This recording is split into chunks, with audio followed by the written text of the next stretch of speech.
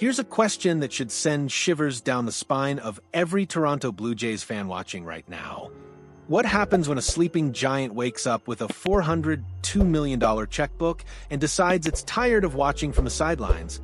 Because folks, while you've been tracking the Blue Jays' every move this offseason, celebrating the Dylan Cease signing, nodding approvingly at the Tyler Rogers addition, there's been a predator lurking in the tall grass of the AL East. And that predator just announced its presence with authority by dropping $155 million on Pete Alonso like it was pocket change. The Baltimore Orioles. Yes, those Orioles. The team that stumbled to 75 wins this past season. The franchise that hasn't hoisted a World Series trophy since 1983, when most of you watching weren't even born. They just became the biggest threat to Toronto's Kyle Tucker dreams. And if Mark Shapiro isn't feeling the heat right now, he absolutely should be. Let's rewind the tape for a second, because this Orioles transformation didn't happen overnight. It's been brewing like a perfect storm on the Chesapeake Bay. 2 years ago, Baltimore won 101 games. 101. They weren't just competitive. They were a juggernaut led by one of the most exciting young cores in baseball. Then came the regression. A painful 75-win season that had analysts writing them off, declaring their window closed before it ever truly opened. The narrative was set. Baltimore was too cheap, too conservative, too content with mediocrity. But here's where it gets fascinating, and here's where Blue Jays fans need to start paying very close attention. On December 11th, during baseball's winter meetings, that annual gathering where dreams are made and hearts are broken, the Orioles dropped a bombshell that reverberated through every front office in baseball.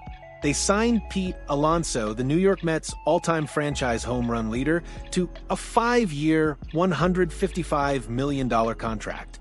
Not a bargain deal, not a prove-it contract, a massive franchise-altering commitment to a slugger who has averaged 40 home runs per season over his career. And Pete Alonso? He didn't just sign the contract and issue some generic statement about being excited for a new chapter. No, this man looked into the cameras and essentially declared that Baltimore is the destination for winning baseball right now. I have played on a couple of winning teams, Alonso stated with the conviction of someone who's seen both sides of the competitive spectrum. You need talent, you need young guys, you need a mix of veterans, and you need commitment from the top. For me, there was no hesitation at all. It's like, yep, that's the team. Yep, these are the people. Baltimore is it. Baltimore is it. Let those 3 words sink in for a moment. A player who could have chosen almost any contender in baseball looked at the Orioles situation and said, this is where championships are won. But wait, there's more. Because Baltimore didn't stop with Alonso, they immediately followed up by signing 2-time All-Star closer Ryan Helsley to a 2-year, $28 million contract. That's 2 major acquisitions in rapid succession, the kind of aggressive spending that signals a fundamental shift in organizational philosophy. The Orioles aren't dipping their toes in the water anymore, folks. They've cannonballed into the deep end, and they're making waves that are reaching all the way to Toronto. Now, here's where this story goes from interesting to absolutely critical for Blue Jays fans. According to analyst Jordan Leandre of Just Baseball, Kyle Tucker isn't just a good fit for Baltimore, he's a sneaky good fit for the superstar outfielder. And when you dig into the analytics, when you really examine what Tucker brings to the table and how it meshes with Camden Yards, you start to realize that this isn't just speculation. This is a legitimate nightmare scenario for Toronto. Let's talk about Tucker's batted ball profile, because this is where it gets technical, but absolutely crucial to understand. Tucker is a master at tailoring his swing to his home ballpark. It's one of the traits that separates elite hitters from merely good ones. In 2024, he ranked among the game's best in pull air rate, but he also maintained a 29.3% opposite field air rate. That versatility is rare and valuable. When he moved to the Cubs for his 1 season in Chicago, Tucker adjusted brilliantly. He dropped his opposite field air rate to 17.5% while maintaining his elite pull-side power. Why does this matter? because it shows adaptability, intelligence, and the kind of hitting IQ that translates anywhere. But here's the kicker that should have Blue Jays management sweating. Leandre's analysis indicates that Tucker's batted ball profile over his past 2 healthy seasons would have actually produced more home run production at Camden Yards than at his previous parks. Think about that for a second. We're not talking about a player who would need to adjust to Baltimore's dimensions. We're talking about a player whose natural swing path and approach would be enhanced by hitting in that ballpark 81 times per year. Leandre put it plainly, his batted ball profile wouldn't have lent itself to more home run production the last 2 years at Camden. However, his profile in his past 2 healthy seasons would have seen more home run production in Baltimore. Translation: Kyle Tucker at Camden Yards could be even more dangerous than Kyle Tucker anywhere else. And if you're the Orioles, with a lineup that Leandre already called one of the more lethal ones on paper after adding Alonso, the opportunity to elevate it to a whole new level by adding Tucker becomes almost irresistible. So, where does this leave Toronto? Let's be brutally honest about the situation Mark Shapiro finds himself in right now. The Blue Jays have been active this offseason, absolutely. Dylan Cease was a statement signing. Landing the top available pitcher on the market sends a message that Toronto is serious about contending. Tyler Rogers brings a unique skill set to the bullpen with his submarine delivery. Cody Ponce adds international intrigue from the Korean League. But here's the uncomfortable truth that Blue Jays fans need to confront. All of those moves have been on the pitching side. The offense, the area where Toronto desperately needs an injection of star power, has remained relatively untouched. According to multiple media reports, Shapiro's focus has indeed been directed toward Kyle Tucker. The 28-year-old outfielder represents not just the most productive hitter still unsigned, but also the most expensive, with Spotrac estimating his market value at a staggering $402 million over 10 years. That's not a typo. $402 million. It's the kind of contract that defines franchises, that separates the pretenders from the contenders, that answers the fundamental question. Are you all in, or are you just hoping to get lucky? But while Toronto has been focusing, Baltimore has been acting. And in the high-stakes poker game of MLB free agency, action beats contemplation every single time. The Orioles have shown they're willing to spend. They've shown they can attract top-tier talent. And most importantly, they've shown that their window isn't closing. It's exploding wide open with the force of a supernova. Let's add some historical weight to this situation because it matters. The Orioles haven't won a World Series since 1983. That's 42 years of frustration, of near misses, of watching other franchises celebrate while Baltimore fans waited for their moment. That kind of drought creates desperation, but it also creates determination. When a franchise has been starving for success for 4 decades, when they finally have the pieces in place, the young talent, the veteran leadership, the financial flexibility, they don't hesitate. They don't wait for the perfect moment. They strike. And right now, with Alonso signed, with Helsley in the bullpen, with one of the most talented young cores in baseball ready to compete, Baltimore is in striking position. Here's an interesting wrinkle that adds another layer to this story. Kyle Tucker's history against the Orioles.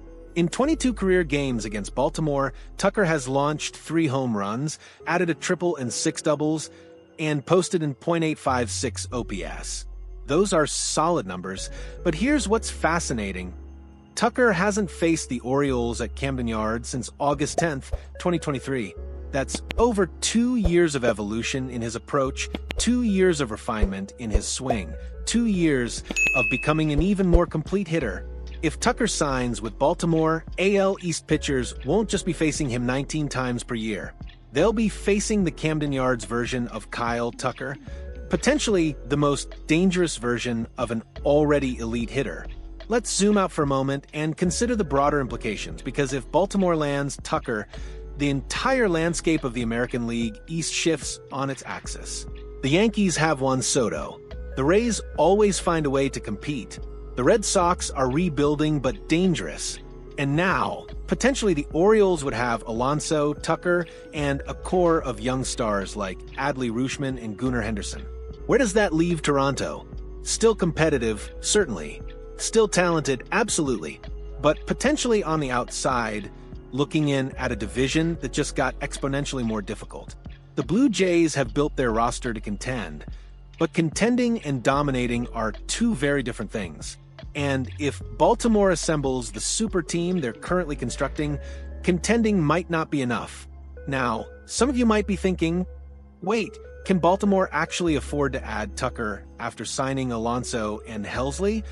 It's a fair question, and it deserves a serious answer. The Orioles have been notoriously conservative with spending in recent years, but that conservatism wasn't about inability, it was about timing. They were building through their farm system, developing young talent, waiting for the right moment to supplement that core with expensive veteran additions. That moment is now. The young players are ready. The window is open, and ownership has apparently given the green light to spend. A $402 million commitment to Tucker would be massive, yes. But when you're the Orioles, when you haven't won a championship in over 4 decades, when you have a legitimate chance to build a dynasty around a core of players all entering their prime simultaneously, that's when you make the massive commitment. Here's what should terrify Blue Jays management. Every day that passes without signing Tucker is a day that Baltimore gets closer to making their move. Free agency isn't a patient game. It's not about waiting for the perfect moment or hoping the price comes down. It's about recognizing opportunity and seizing it before someone else does. Mark Shapiro has been methodical this offseason, and there's value in that approach. But methodical can quickly become passive, and passive can quickly become too late. The Orioles have shown their hand. They're all in. They're aggressive. They're building something special. If Toronto wants Tucker, if they genuinely believe he's the piece that elevates them from contender to champion, then the time for contemplation is over. The time for action is now. So we return to where we started with a question that every Blue Jays fan needs to be asking right now. What happens when a sleeping giant wakes up with a $402 million checkbook? The answer might be that Toronto watches their primary offseason target sign with a division rival. The answer might be that the AL East becomes even more of a bloodbath than it already is.